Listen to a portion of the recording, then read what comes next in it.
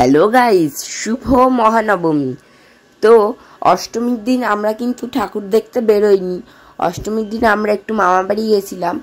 তো আজকে নবমী, আজকে কিন্তু দেখতেই পাচ্ছেন ভোর ভোর মানে বিকালবেলা কিন্তু বেশ আলো আলো থাকে, আবার এরকম এরকম মানে একটু অন্ধকার অন্ধকার থাকে, তখন বোঝা যায়। কিন্তু আজকে দেখুন একদম আলো ফুটে, মানে একটু বিকালের আলো একটু বেশি তেজ থাকে। এখন আলোর তেজ নেই, বুঝতেই পারছেন দেখে ভোর।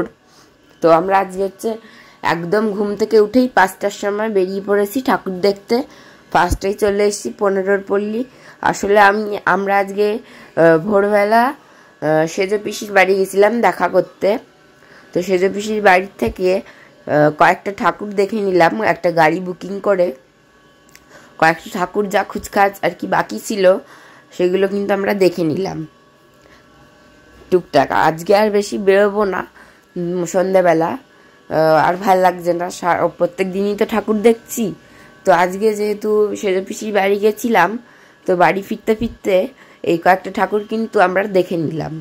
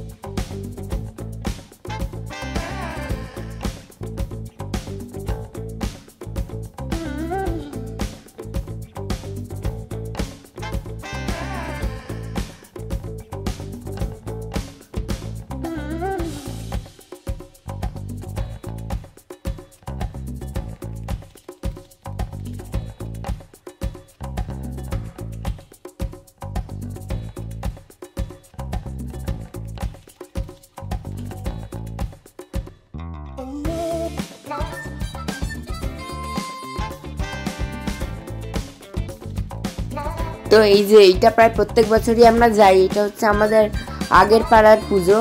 আমরা আগে যেখানে থাকতাম সেইখানে 7 পুকুর সর্বজনীন, এটা প্রত্যেক বছরই দেখাই। আমার প্রথমের একদম ব্লগগুলো হয়তো দেখেছেন, এখানে আমরা অঞ্জলি দিতে আসছি। যাই হোক, তো এখানে প্রত্যেক বছরই আগের পাড়ার ঠাকুরটা দেখতে আসি। তো এই ঠাকুরটাও কেমন হয়েছে কমেন্টে জানাবেন। তো ভোর ভোর তো আর বেশি কিছু সাজিনি, আর কোনো লোকও ছিল না। তো তারপরে বাড়ি চলে আসলাম। তো টাটা।